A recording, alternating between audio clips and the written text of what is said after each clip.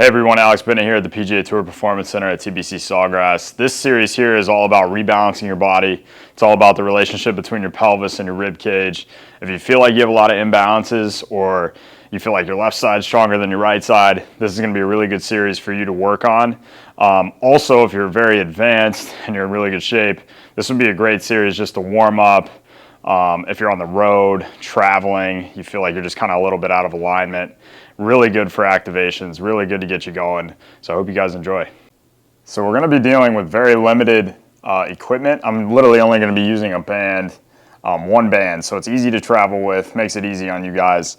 So the first thing we want to do is just get that posterior chain fired up, especially these hamstrings. And we want to make sure we are equally activating the right and the left, equal strength in the right and the left, because that has a lot to do with how your pelvis is going to sit and react, and it actually goes all the way up the chain to your shoulders if you want healthy shoulders.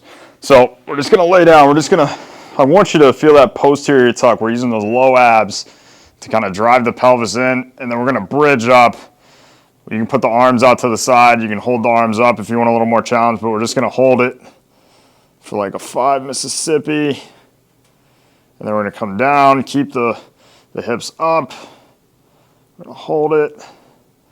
Really feel those hammies. You also want to feel that glute of the leg that's down. If you feel like this is too challenging and you feel like you cramp, then we can hold it for a little less. But we really want to focus on the strength and stability of the hips and the activation of the hamstrings.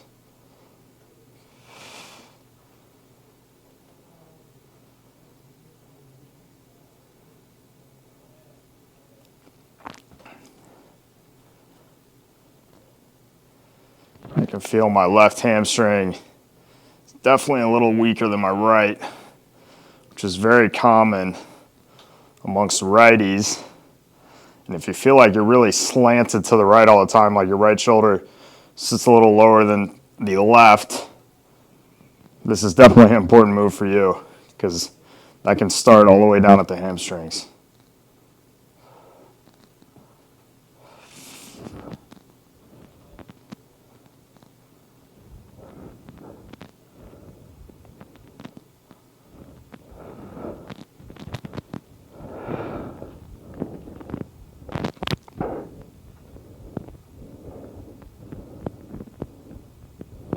Good. So now we're going to do a half kneeling stance. We're going to hook up this red band just below shoulder height. And when we get in this kneeling stance, kind of flatten that foot, tuck the hip underneath you so that right here, my right knee's down, my right glute is squeezed, core is tight, and we're just going to punch. And we're just doing a press. You should feel a little bit of a stretch in that right quad, right hip flexor. You can do this with a cable machine. You don't have to do it with a band. But we want to keep that tension in the right glute, keep that neutral pelvis. We're in that what's called a posterior tuck. If our pelvis was a bucket of water, we feel like we're dumping the water out of the back. We're going to do 10 reps, have no clue if that was 10. Terrible at counting and talking at the same time. So tuck the hips, squeeze the glute, we're just pressing out.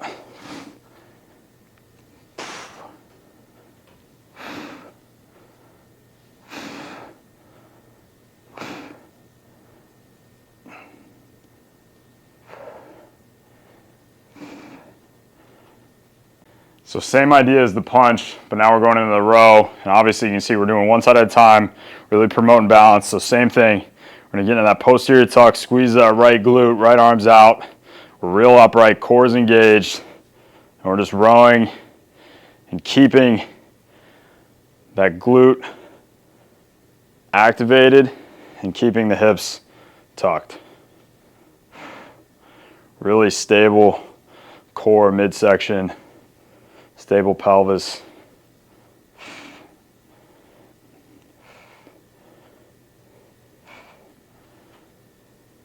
And then we're going to switch sides. Same idea, tuck the hips. If this bothers the knee, get a pad, a pillow, yoga mat, anything like that. We just want to make sure on this side we're squeezing that left glute and really tucking those hips. Feel that engagement in the pelvis and the core.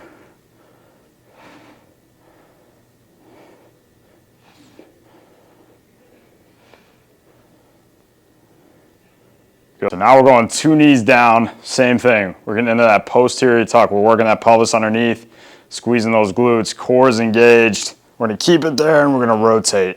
Arms stay wide. You're gonna feel a lot of tension in the core here.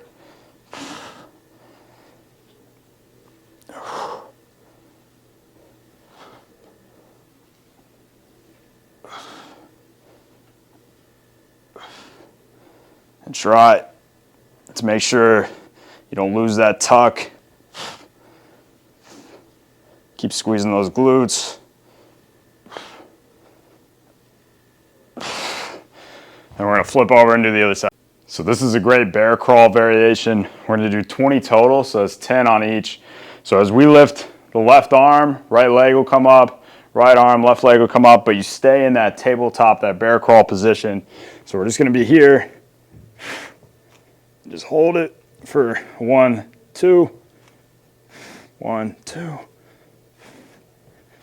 A lot of engagement in the core. Shoulders are strong, pushing the ground away from you.